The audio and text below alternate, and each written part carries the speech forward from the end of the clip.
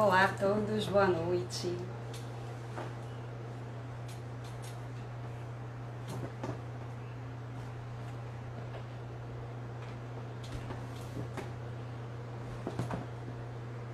Boa noite, Ivone. Beijo.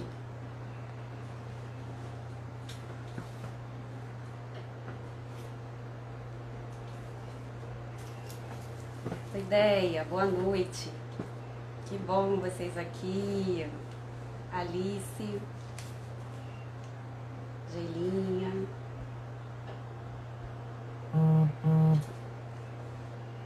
Olá, Sheila. Tô esperando aqui a Carol entrar. Oi, Afrânio.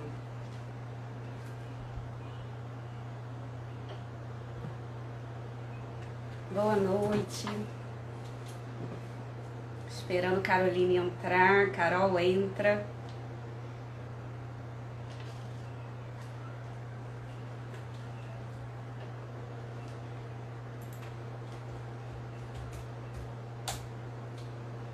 Chamando a Carol aqui.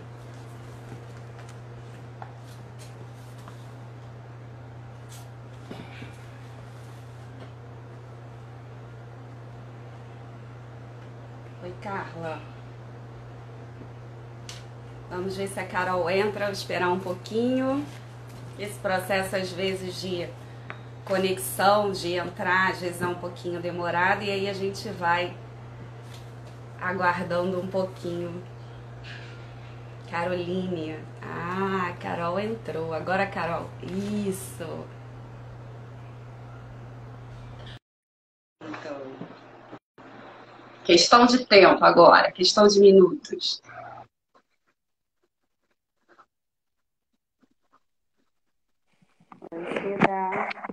Oi, Carol. Bem? Tudo bem? Tudo bom. Demorou para aparecer aqui um pouquinho você. É, faz parte. Dá um nervoso aqui em mim, só para dar uma Internet. taquicardia. Cadê ela? Minha É. parceira da noite. Pois é, que E aí, bom. tudo bem? Tá me ouvindo bem? Tô ouvindo bem. Você? Também. Tô ouvindo direitinho.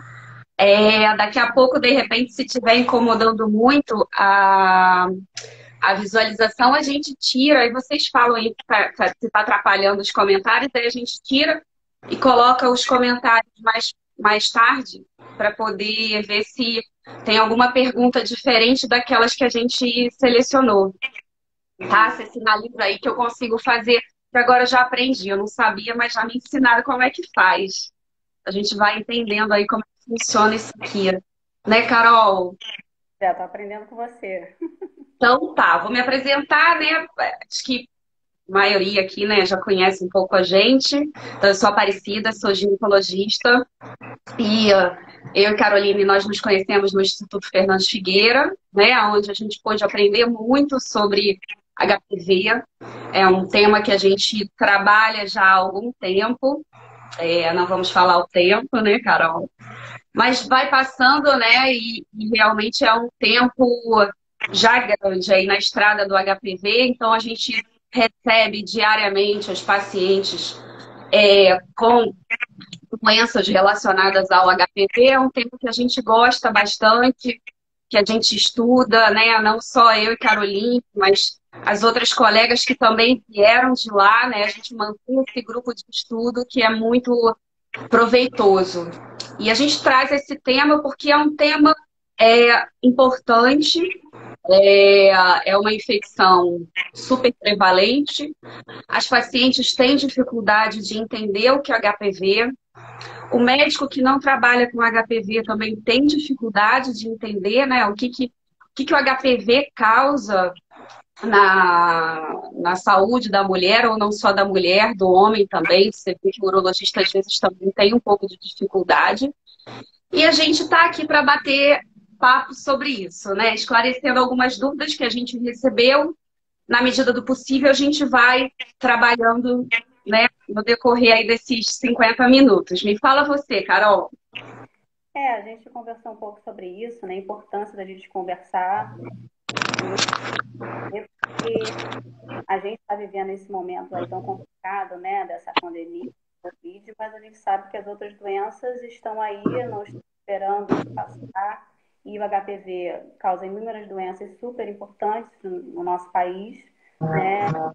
Das sempre existentes, a gente está sempre tendo que esclarecer e sempre é importante falar do HPV por tudo isso que ele causa, né? E por isso que a gente conversou, né? Para a gente fazer essa discussão hoje.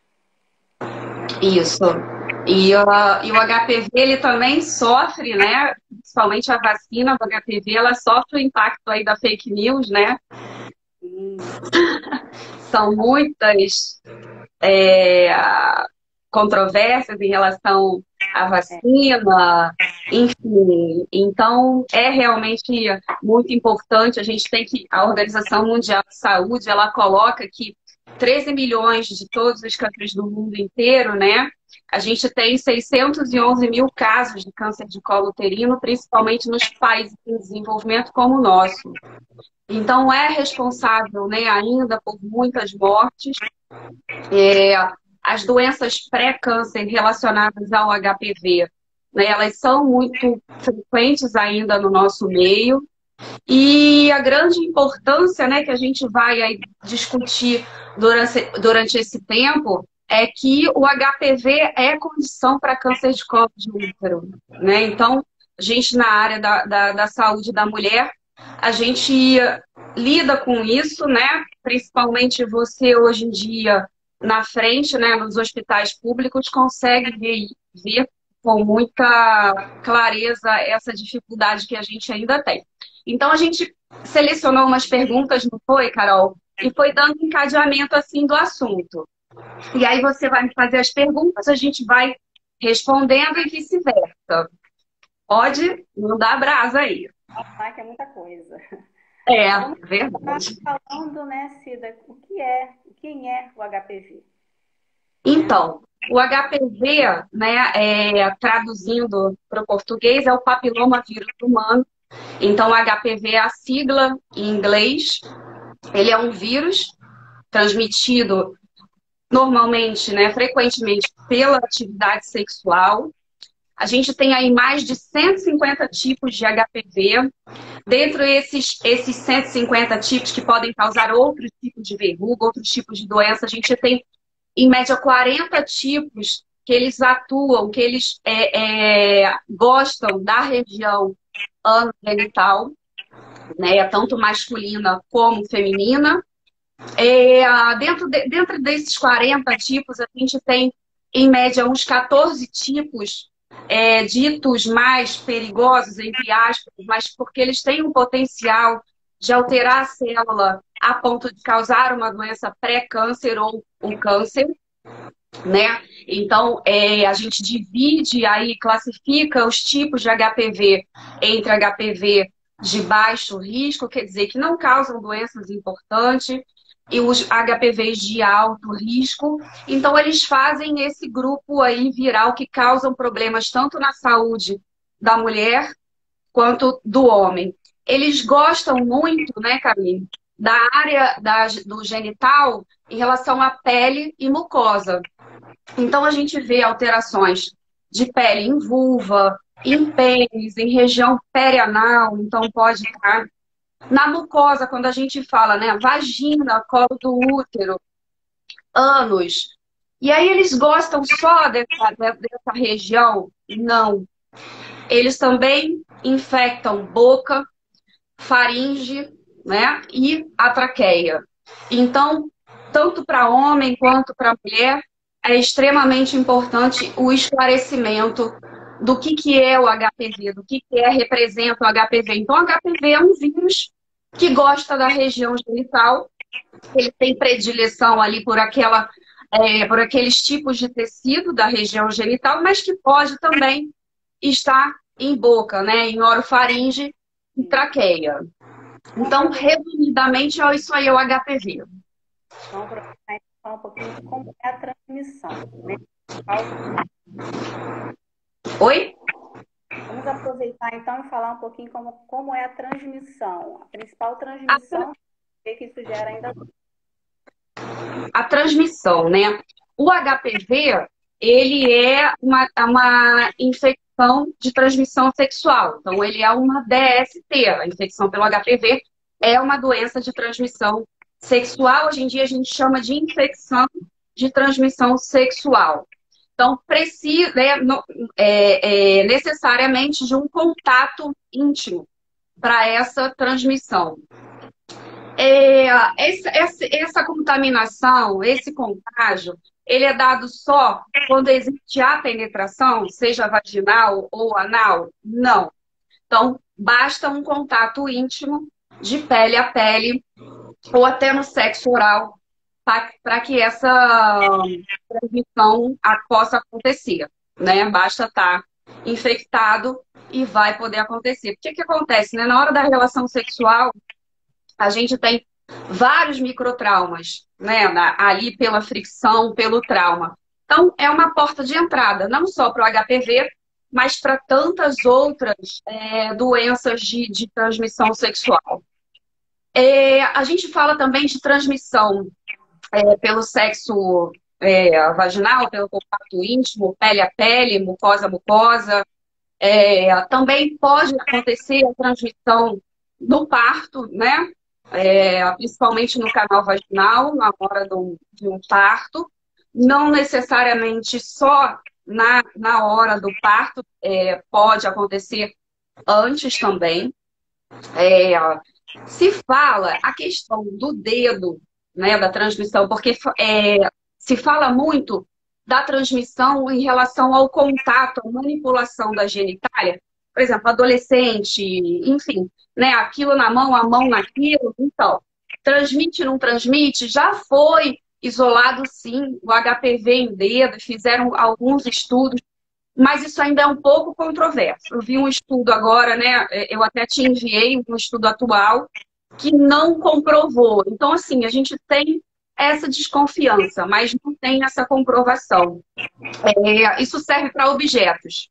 Então, pode acontecer? Talvez possa, mas é remota possibilidade. Então, é mais comum realmente no contato sexual, independente de penetração ou não.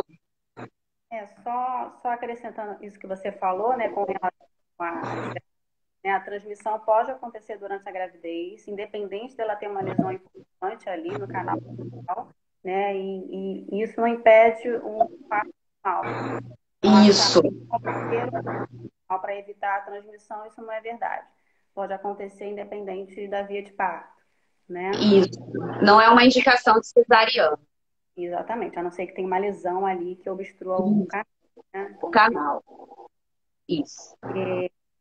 E aí a grande pergunta, como que a gente descobre que está com HPV? Todo mundo quer saber se tem HPV. Todo mundo quer saber, né? Gente, né? Como que descobre? Então, é uma angústia, uma ansiedade grande que gera nas nossas pacientes. A gente nota essa aflição. E em contrapartida, tem essa aflição, porém, ela se debate com a gente, com o ginecologista, com a cabeça do médico, que o médico quer saber se tem o problema ou não, se fez vacina ou não. Né? Se tem a infecção, se o HPV está ali, isso para a gente é secundário. O importante é o que estrago que ele está fazendo. Se ele não está fazendo estrago, a gente fica tranquilo. Né? A gente quer saber isso. Mas a paciente, ela quer saber se ela tem o HPV ou não.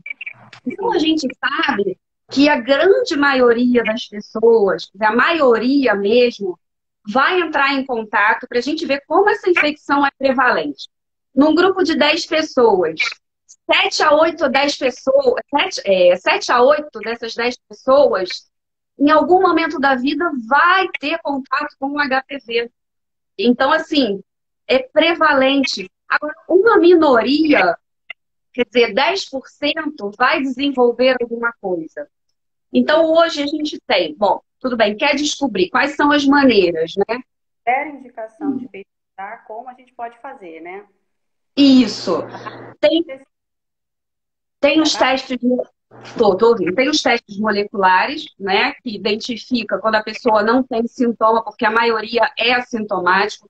não tem lesão, não tem sintoma. Então, às vezes, a gente consegue detectar através dos testes moleculares. O que são os testes moleculares? Você faz um raspado ali do local, do colo do útero, da vagina, da vulva, enfim, da região perianal, e vai tentar identificar uma partícula do DNA do HPV, uma parte do HPV, né? Então, ela vai dar um resultado positivo ou negativo e vai tentar diferenciar qual é o grupo desse HPV, se de baixo ou se de alto risco.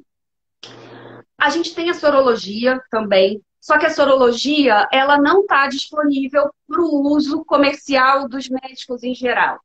A sorologia é um exame apenas para estudo, então é só para pesquisa. Então a gente não tem isso disponível no nosso dia a dia, não adianta. Outra forma é quando a paciente aparece, ou o homem aparece com as verrugas, né? Porque os HPVs ditos de baixo risco, principalmente os tipos 6 e 11, eles são os relacionados com as verrugas genitais, que a gente chama de condiloma.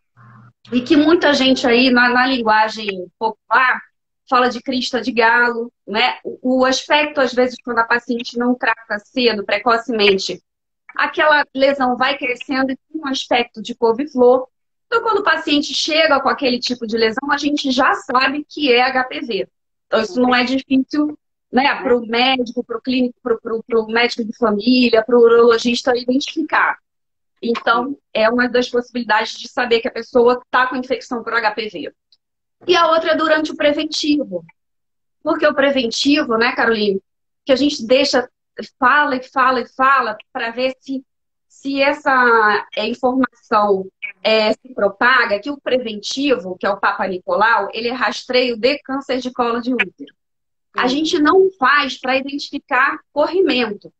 O médico não, o ginecologista não precisa do preventivo para identificar, identifica também, mas não precisa. Ele é rastreio do câncer de colo de útero. Então, em alguma vez, se ela está ali com alguma alteração, normalmente são alterações silenciosas, né, assintomáticas, e aí vem lá no preventivo uma alteração relacionada ao HPV. Então, é uma outra maneira da gente descobrir também que tem ali uma infecção pelo HPV. Complementa aí. Não, então só para a gente fechar, né? Ou você vai ter um aspecto clínico, e geralmente não deixam dúvidas, não precisa nem fazer mais nenhum teste. Os testes moleculares, né, que você falou, tem o PCR, tem a captura híbrida e tem gerir, e aí na nossa investigação de colposcopia e biópsia, a gente vai confirmar se aquela alteração tem a ver com HPV ou não, né? Agora, é saber indicar os testes. Então, querer saber HPV não é a pergunta. Para todo mundo. Saber que precisa investigar esse vírus, né? Essa acho que é a grande coisa aí.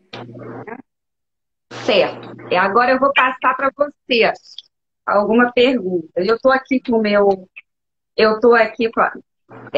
tá. Tem um papelzinho aqui, mas o pisciano é meio negócio aqui com papel. Peraí. Não, eu Vou sou para você, Caroline. Qual é a relação do HPV com câncer de colo de útero? Acho que é um vírus, captura. Você ouviu? Ouvi. Vou responder, tá? Eu estou anotando aqui uma pergunta depois. Tá. Depois. Então, por que a gente fala tanto aí desse, né, do HPV? Porque ele é um vírus necessário para o surgimento do câncer de colo de útero e os de outros cânceres, especialmente do câncer de colo do útero, que é o nosso mais prevalente aqui no Brasil, né? Então, a gente adquire o vírus, esse vírus entra nas células, né? E o que ele faz?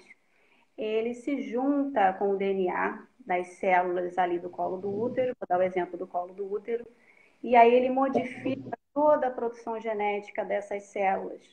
Então, com isso, ele faz com que essas células tenham a dificuldade de ter o seu ciclo normal e aí vão gerar as lesões e em algumas pacientes vão levar ao câncer. Né? Então, o HPV é o grande causador do câncer de colo do útero. Como você falou, a gente sabe que a maioria dos pacientes vai eliminar esse vírus. Agora, em algumas pacientes, uma minoria delas, infelizmente, ele vai causar todo esse processo, a imunidade não vai ser capaz de eliminar esse vírus e elas vão o câncer, em especial do colo do útero. Então, ele é o grande vilão, é o grande responsável, é uma condição necessária para o desenvolvimento do colo do útero. Né? Certo.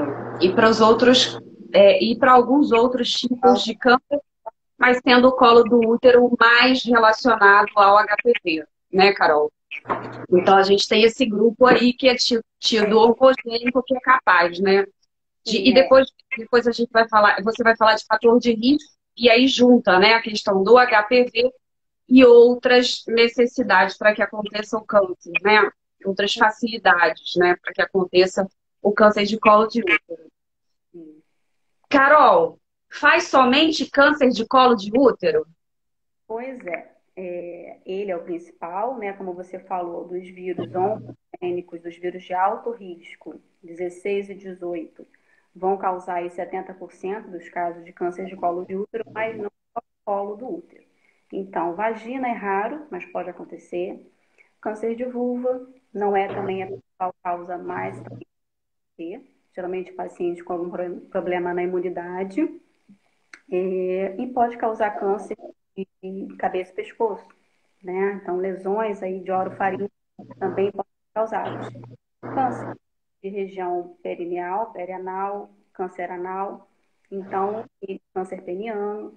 Então, ele causa outros tipos de câncer também, não só o câncer de colo. Ok. Sexo oral pode ter câncer? Pode predispor ao câncer? Pois é, então, alguns pacientes vêm com essa dúvida, né, com essa indagação sobre o positivo, se também precisa no sexo oral. E a questão é que sim, porque a gente sabe, né, que o câncer de cabeça e pescoço, ele que antigamente era muito relacionado ao cigarro, está aumentando muito a sua incidência relacionada ao HPV. Então, agora são pacientes mais jovens e em alguns países ele já está superando o câncer relacionado ao cigarro, do pescoço. Né? Então, a orientação é que tenha proteção sim, inclusive para o sexo oral, e a gente tem que falar isso com os pacientes também, porque é uma realidade, em muitos países a gente já está com.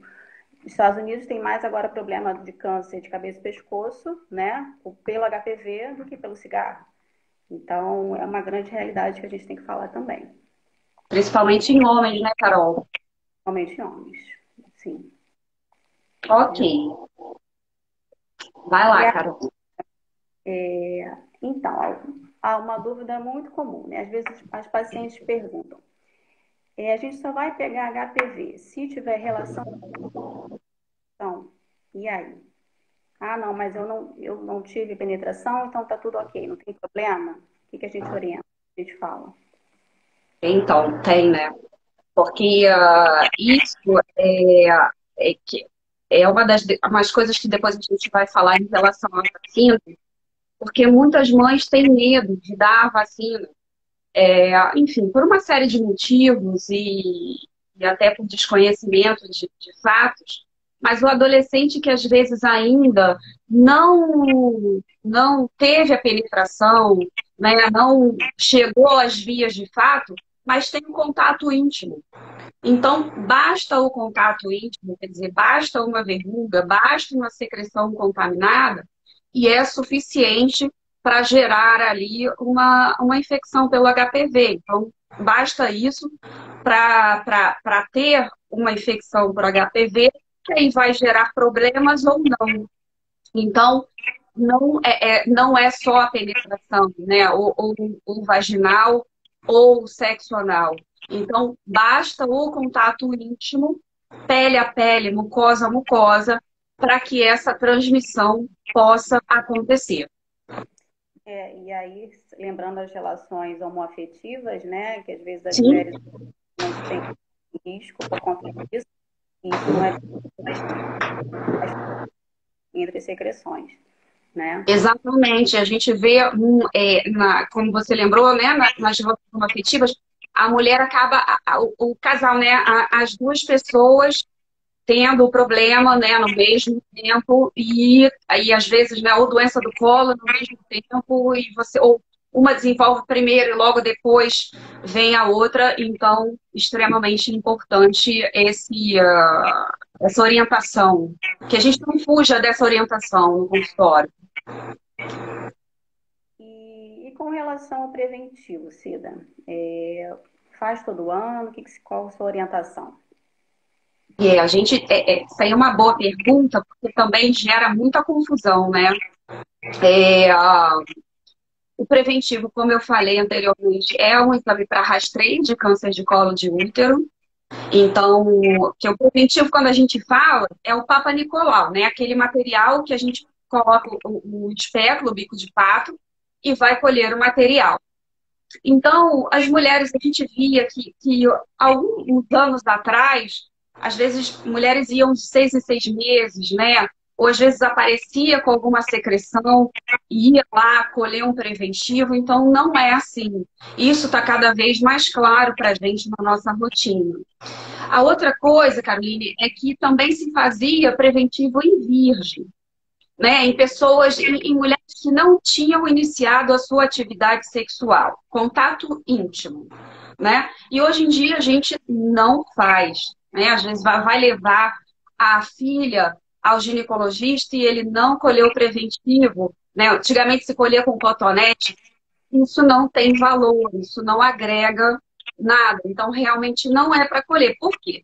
Se o HPV é uma infecção, né, um vírus de transmissão sexual, e se aquela pessoa não iniciou atividade sexual, não teve contato, ela não precisa fazer rastreio de câncer de colo de útero, porque provavelmente não vai ter câncer de colo de útero.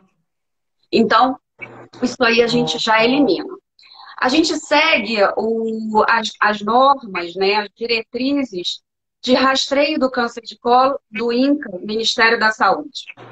E algumas coisas vieram mudando ao longo desses anos. Então, uma dessas é a idade da paciente. Então, começa o rastreio a partir dos 25 anos. Isso também assusta muitas vezes a pessoa que vai no consultório, menina de 18, 19, e não tem o seu preventivo colhido. Então, isso não é uma orientação aleatória.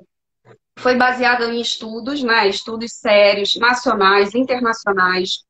Esse rastreio, a partir de uma idade dos 23, 25, 23 em alguns países, 25 no nosso e em muitos outros. Então, é uma tendência mundial, né? Não é só no nosso país, porque estudos mostraram que não agregaria, né? Não traria impacto na saúde pública, na saúde das pessoas. Então, é uma questão puramente econômica.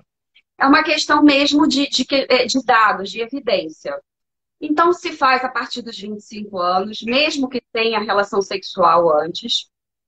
A gente começa a relação sexual, a gente tem as pessoas muito mais cedo do que isso.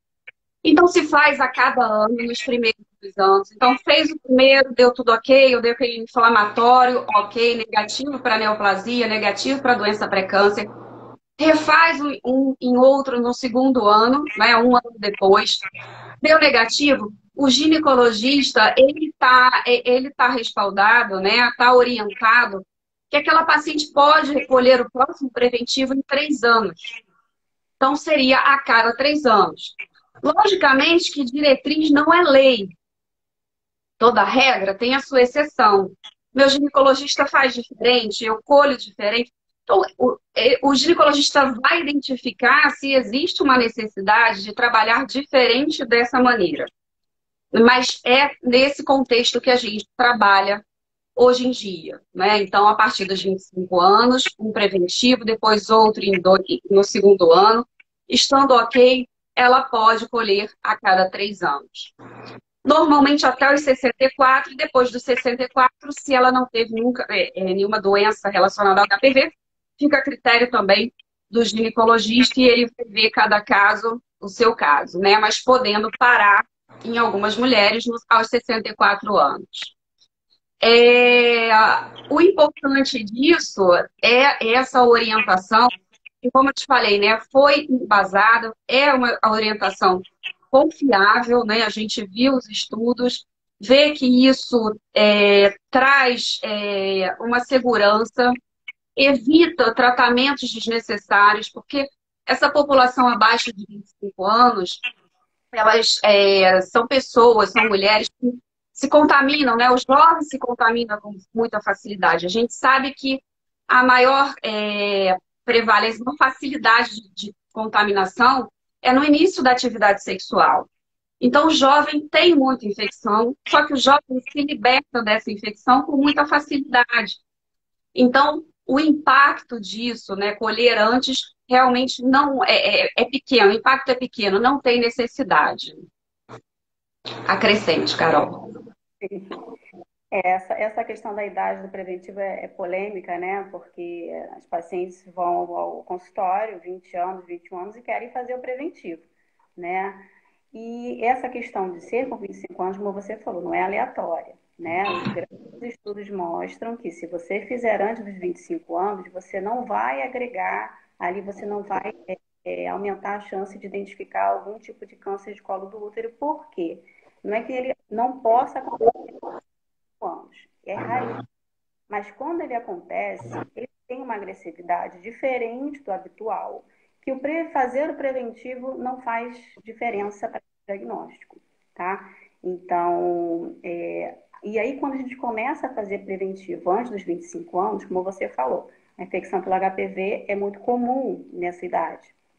E geralmente não vai causar nenhuma doença importante. Só que aí você faz o preventivo e começa a diagnosticar um monte de lesões leves, que desapareceriam depois, começa a gerar ansiedade, colposcopias, biópsias desnecessárias. Então, muito mais. Tratamentos, né? Exatamente. Tratamento. Tal, fazer antes dos 5 anos. Agora, o que é interessante, que a gente às vezes não vê tanto na prática, é que antes dos 25 anos, você tem que oferecer pesquisa de infecções sexualmente transmissíveis à paciente, orientar a anticoncepção, isso fica um pouco de lado e fica a questão de fazer o preventivo, né? Então, a paciente, a menina com menos de 25 anos, tem que ser examinada mais para rastrear outras infecções transmissíveis super comuns na mídia, e que vai ter um impacto para ela muito mais até negativo depois, do que ficar fazendo o preventivo. Exatamente isso. Foi bom você ter lembrado, porque por mais que a menina não tenha nem iniciado sua atividade sexual ou não esteja na faixa etária de cólica preventivo, ela vai ao ginecologista para ser orientada, para ver a sua menstruação, seu ciclo menstrual. Não se vai ao ginecologista somente para colher preventivo. Até para receber educação sexual também, né? É família, escola e o médico. O ginecologista também participa da educação sexual dessa menina. Então, é extremamente importante. É importante, não faz preventivo, mas vai ao ginecologista receber suas devidas orientações, né? Sim. E a outra coisa que eu queria só falar sobre essa questão do preventivo esse intervalo, né, a cada 3 anos, né, que é a nossa recomendação do Ministério da Saúde, tem uma questão econômica, né, porque para o SUS é mais custo efetivo fazer a cada 3 anos, puro porque os trabalhos científicos mostraram que se todo mundo fizesse preventivo a cada 3 anos, você reduziria a incidência de câncer de colo em 97%. Só que quando você lê, se você fizer todo ano, ele reduz 99% a chance. Então, assim, para o SUS, economicamente, é claro que 97, 99, é melhor 97, você faz de 3 em 3 anos. Mas eu acho que no nosso consultório particular, a gente orientar fazer anual, não é nenhum Não problema. é nenhum problema. Que é normalmente o que ocorre, né? Eu acho que a paciente fica ainda um pouco mais à vontade. Então, um ou outro, ok. Não precisa, né? Não tendo alterações, não é necessário ir toda hora colher um preventivo que não, que não vai estar agregando, não vai estar agregando nada para ela, né? Exatamente. E Acho que agora? agora é você, Camila. Vai lá, que temos muitas perguntas ainda. Carol, meu teste de HPV está positivo. Eu tenho câncer, eu tenho doença? Pois é, a gente vê com muita frequência, né, Cida? As pacientes às vezes vão fazer a colposcopia porque fizeram teste HPV de rotina, né? Então, às vezes antes da faixa etária recomendada, seria a partir de 30 anos. Então, como você já falou, né, 80% dos grandes trabalhos epidemiológicos mostram que 80% das mulheres provavelmente vão entrar em contato com o vírus em algum momento da vida, tá? Então, ter o vírus não é o problema, tá? A questão é uma minoria delas, por alguns motivos, esse vírus vai persistir, tá? Então, quando a paciente fala, mas meu teste está positivo, fala, tudo bem, 10 mulheres, 8 vão ter esse teste positivo em algum momento da vida. A questão é, ele está te causando alguma doença, uma verruga? Você tem um preventivo com alguma alteração para ser investigado? Existe ali alguma coisa acontecendo? Se não tem, espera a sua imunidade trabalhar que ela vai. Então, ter o HPV não é o problema, pelo contrário, ele é muito comum antes dos 30 anos. O que você tem que saber é, estou falando a ele? Se não, deixa sempre trabalhar que ele vai ser eliminado. Tudo bem. Teste de HPV, todo mundo pode fazer sempre? Então, a gente já até começou a falar. O teste HPV, ele não deve ser feito sempre, tá? Então, não deve ser feito, por exemplo, em mulheres abaixo de 30 anos. E a chance de eu identificar esse vírus é muito alta e de ter aparição é muito baixa. Então, quando a gente começa a fazer os testes HPV por algum motivo, seja para rastreio, seja para identificar alguma lesão, seja para facilitar o tratamento após algum tratamento, deve ser feito a partir de 30 anos.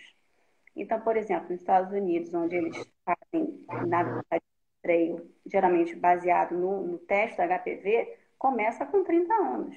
Então, não é aceito antes dessa idade. Então, evitar ao máximo fazer esse teste antes dos 30 anos, porque você vai deixar as pacientes desesperadas, como a gente vê aí o tempo todo, teste positivo, tá com câncer, e não é assim, né? Então, tem que saber o momento certo de indicar o teste. Ok, Carol. Vai lá. Eu li uma pergunta aqui, está perguntando se depois de 30 anos é mais difícil eliminar o vírus.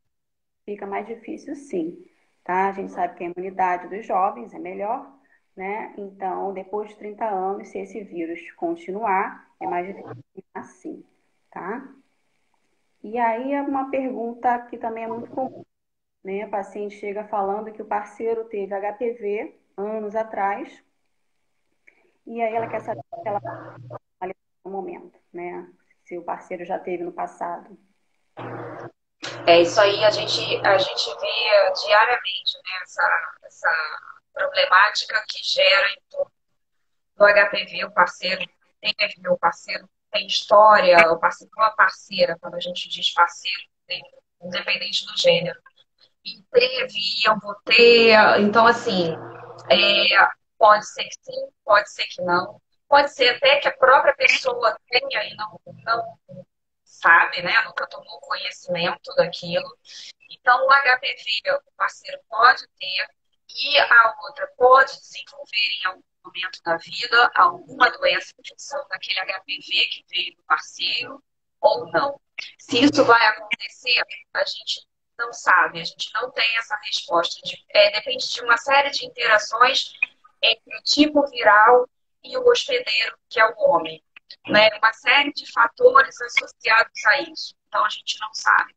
Em quanto tempo isso acontece, também a gente não tem como fazer uma previsão fidedigna disso. A gente não tem como dizer se foi de agora, se não foi. Nem a gente, nem a paciente pode tentar adivinhar, porque às vezes a pessoa fica tentando adivinhar. Isso causa uma angústia muito grande, uma ansiedade, uma coisa que não tem resposta, né? A gente não tem porque gera, quando aparece, por isso que muito importante essa questão de você fazer o diagnóstico simplesmente do HPV, principalmente quando a pessoa está iniciando a atividade sexual dela, que não fica marcado. E quando a mulher recebe esse resultado, até aquela ficha cair, até ela entender o que está acontecendo com ela, são muitos sentimentos que passam naquele coração. Né? São muitas angústias, são muitas dores, são muitas desconfianças. O que eu fiz de errado, enfim. E numa relação, de repente, mais sólida, né? Você levantar a bola de que houve alguma coisa seria absurdo. Primeiro, então, porque você não sabe de onde o vírus veio, né? De qual parceiro, quero dizer, e não sabe em quanto tempo aquilo vai se manifestar ou não. Então, assim, não, não é atestado, né, de que alguém está ali fazendo alguma coisa que não esteja de comum acordo daquele casal. Então, pode acontecer, sim. Sim. E a grande pergunta é se tem tratamento. Então, tratamento, né? O tratamento para eliminar o vírus, pro vírus em si, a gente não tem. Né? Não tem um remédio, um comprimido, não tem uma vacina, não tem nada que passe no local que vai fazer o vírus ir embora. Então, aquilo depende do seu organismo com o vírus ou nada pode ser feito por aquilo. Mas a gente tem os tratamentos pro problema que o vírus causa, que é o que o médico quer saber. O que o vírus está causando para a pessoa, qual é o problema que ele está trazendo para a pessoa e o que a gente pode fazer, né?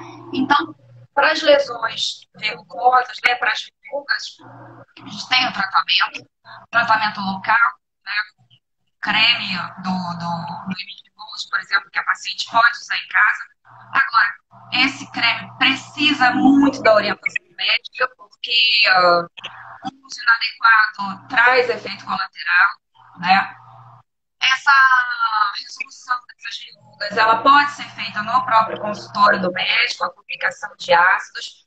Muitas vezes é necessário mais de uma aplicação, algumas aplicações, até que essa verruga suma, né? Ou até mesmo a eletrocauterização, o laser, enfim. Então, para a verruga tem tratamento, não deixa a verruga crescer. Se reparou, vá logo, quanto maior, mais demora, né? Mais demorado será para poder ter a resolução.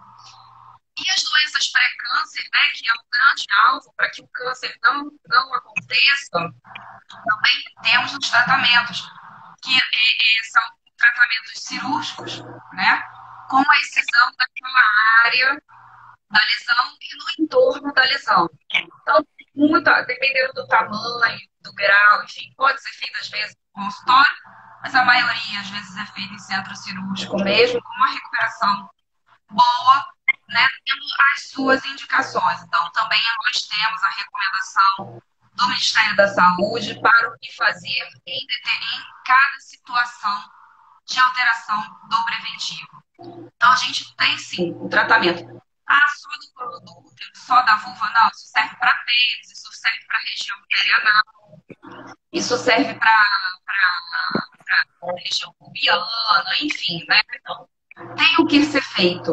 Isso aí a gente resolve. Eliminar o vírus, ainda não, se Deus quiser, né? Quem sabe? Pois é, quando a paciente chega desesperada, né, com HPV, a gente fala, calma, que tem tratamento, né? Tudo vai Tem o ter. que fazer. É isso, Bom, você, Carol. tá. O que propicia a doença pelo HPV? Quais são os fatores de risco? Tá falhado o som? O meu som tá falhado? Para mim, muito pouco. Tá. E o que fazer para não atrapalhar a imunidade? Pois é, né? Então a gente está falando do HPV, como ele é comum, como grande parte das mulheres vai em contato com esse vírus, e como a maioria vai eliminar ali em 1, 2 anos, né? Então, na verdade, uma minoria que vai persistir, uma minoria que vai evoluir para uma lesão, uma lesão de câncer ou câncer. Então, o que faz com que algumas pacientes, com que a maioria das pacientes e a minoria. Bom, primeiro a gente sabe que a gente precisa da imunidade, especialmente células que estão entrando em contato com HPV para trabalhar e eliminar esse. Então, alguns fatores são conhecidos, já bem estabelecidos, como fatores que dificultam a eliminação do vírus. E aqui eu vou destacar o cigarro, né? O cigarro é um grande vilão na imunidade. Ele dificulta muito o trabalho celular para eliminar o HPV. Então, outras condições, como o uso de algumas medicações que também interferem na imunidade, doses altas de cortisol, infecções sexualmente transmissíveis, especialmente os pacientes que vivem com HIV, né, têm mais dificuldades a esse vírus. Outra questão também que os trabalhos mostram é que o uso de algum método hormonal contraceptivo, seja pílula, anel, enfim, qualquer método hormonal, ele pode também alterar a imunidade nas células do colo do útero, dificultando então, alguns tipos de vírus mais ativos, como os vírus HPV 16 e 18, e questões genéticas da própria paciente que a gente não tem como controlar e, por algum motivo, elas têm mais dificuldade de eliminar esse vírus.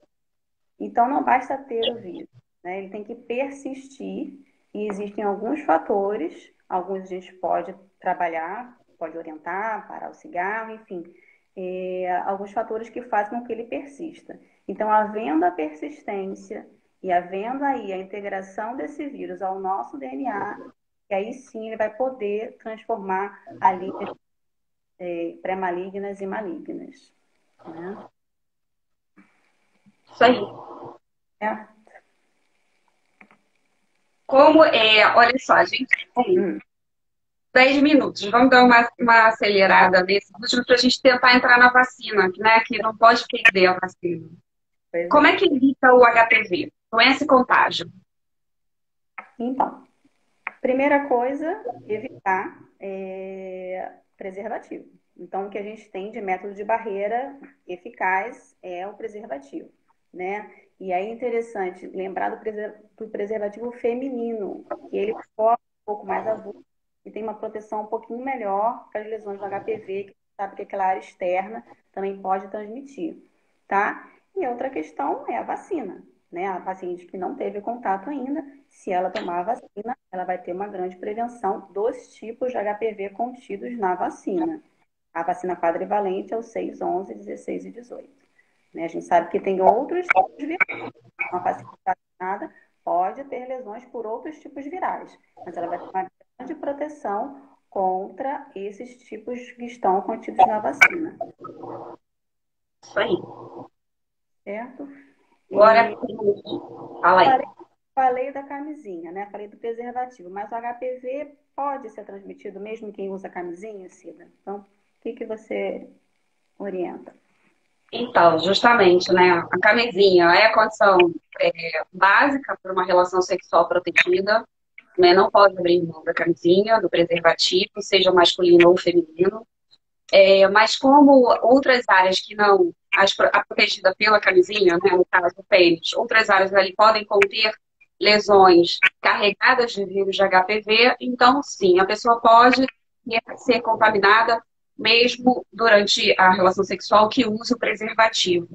Porque outras áreas, região perianal, a vulva, onde a camisinha não está cobrindo, pode ser um local de contágio. Agora, lembrando que a camisinha é extremamente eficaz para HIV, para as hepatites, então, assim, não tem só o HPV, tem várias outras infecções que a gente previne com o uso certo do preservativo. E como você falou, o preservativo feminino, que é pouco difundido, né? A gente tem a cultura, ainda não intensificou isso, mas ela é realmente mais eficaz em conter aquelas lesões que estão ali em vulva, então ajuda mais em relação do que o preservativo masculino.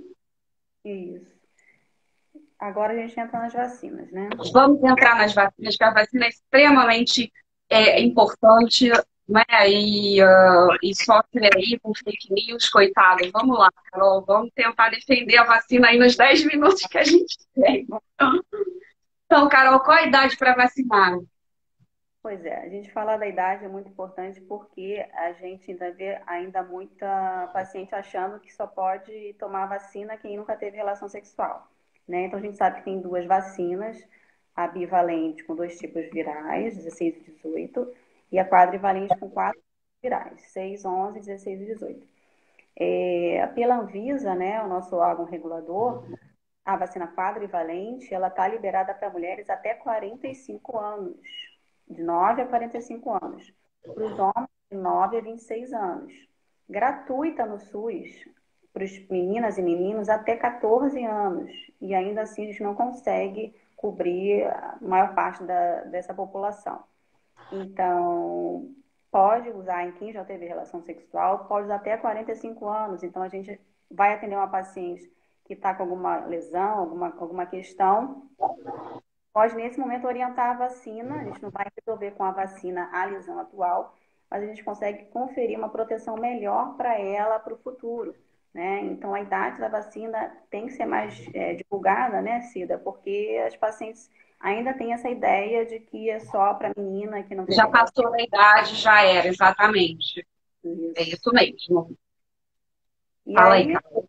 a vacina serve para quê, Cida? Então, a vacina não é tratamento, né? A vacina é a prevenção, é a principal prevenção primária. Então, o que a gente pode fazer de melhor é a vacinação. Dela que seja feita realmente a partir dos 9 anos nas meninas, né? Por que isso? Porque a imunidade é bem maior, então ela responde muito melhor a essa vacina, trazendo mais, conferindo mais imunidade para esse indivíduo. Então, quanto mais cedo, e o ideal é que seja realmente antes da atividade sexual, mas como você falou, em outras idades. Bom, então a vacina ela vai prevenir verruga genital, ela vai prevenir doenças pré-câncer e o câncer de colo de útero. Não só esses, o câncer de pênis, as doenças pré-câncer de pênis, perianal, vaginal, vulvar e as doenças da cavidade oral, faringe, né? O papiloma de traqueia, papilomatose de traqueia, e o câncer de faringe. Então, assim, é muito importante. Previne muita coisa. É extremamente efetiva a vacina. Sim. E agora... Sou eu que te pergunto, né, Carol? Vamos lá. Carol, vacinei e tive HPV. Isso é muito comum também, né? O paciente vacinou antes de ter relação sexual, jovem, e acha que nunca vai ter nada, né? Infelizmente, isso não é uma verdade, né? A vacina quadrivalente, ela consegue proteger contra 90% ali dos vírus que vão causar 90% dos casos de verrugas, né? E 70% dos casos de câncer de colo do útero. Então, ela tem ali uma parte que não ficou coberta, porque existem 15 tipos de vírus oncogênicos e vários outros também que vão causar. Então, ela tem uma grande proteção, sim, com a vacina, né? Mas não é 100%. Então, ela deve continuar com a rotina, seus exames, né? Então, isso é possível. É chato, é triste, mas pode ser, né? Tá dando aqui para encerrar daqui a pouco, mas faltam 4 minutos. E se encerrar, a gente vai continuando. Se encerrar, um beijo para todo mundo. Obrigada pela presença. Mas vamos lá até a última gota. Por que vacinar homens? Então, vacinar homens, né? As campanhas de vacinação que priorizam só gênero, quer dizer, sexo masculino ou feminino, elas não são tão eficientes. Previne no homem todos os tipos de cânceres relacionados ao HPV, pênis, região anal, boca, né, faringe e a papilomatose. Você reduz a transmissão do HPV, quer dizer, roda menos HPV no mundo. Então, tem menos HPV para todo mundo. Então, é ideal, sim, que se vacine. Super importante, tanto para a saúde do homem, né? De uma maneira geral, do menino, e também para que reduza essa contaminação, né? A vacinação do homem ajuda também as mulheres, porque reduz a infecção. Também, né, Cida? Carol, quem já teve HPV pode vacinar mesmo assim? Pode, com certeza, porque a infecção natural pelo HPV, infelizmente, não determina uma imunidade, não vai produzir anticorpos protetores para novas infecções. Então, ela pode ter uma outra lesão pelo mesmo vírus. Já a vacina, não. Ela dá uma imunidade boa, protetora para futuras infecções. E tá, e esse efeito colateral, o medo da vacina. A vacina é segura, Cida? A vacina é extremamente segura, bem tolerada, ela foi muito testada, é uma vacina extremamente testada, milhões de doses pelo mundo, vários países fazem a vacina, todas as duas vacinas são seguras, tá? O máximo que tem, né, de comum é o efeito que tem em todas as outras vacinas, a dor no local, uma febrícula, um estado ligeiramente gripal no dia, mas também não é comum. A vacina, ela não tem o vírus vivo, então ela não vai causar infecção. Ela não piora nenhuma doença, tá? É uma partícula, é inativo, né? Não tem material biológico do vírus, então ela é extremamente segura. E tudo que se falou em relação à vacina, em relação à doença imunológica, à morte, não foi comprovada. Foram feitos vários estudos, isso não ficou comprovado, então não, não hoje, para a gente no meio científico, não é uma verdade. Síncope pode acontecer até pelo estado ansioso das pacientes, que foi o que aconteceu, né? Das pacientes que desmaiaram. Então, a vacina é efetiva. Vacine. Vacine. Carol, dá tempo da gente mandar um beijo. Pois é, isso. E ficou alguma pergunta aí pendente? Pode enviar, que a gente depois É, responde. verdade. Né? Vamos dar um beijo aí para todo mundo. Agradeço, foi ótimo. E eu agradeço de esclarecedor aí que todo mundo, quem não vacinou, vai lá, parte para vacinar, leva as crianças, os filhos, que tá na hora. E quanto mais cedo a gente sabe realmente que é melhor. E não existe vacina perdida, dose perdida, né, Carol? Rapidinho. Quem perdeu o tempo aí na pandemia pode completar a vacina depois, não tem problema. Mesmo tendo passado o tempo, 6 meses, etc., pode vacinar. Não é isso? Recomeçar, isso aí. É isso aí. Então, um beijo para todo mundo. Beijo, Carol. Obrigada. Estamos aí. Tchau, até a próxima.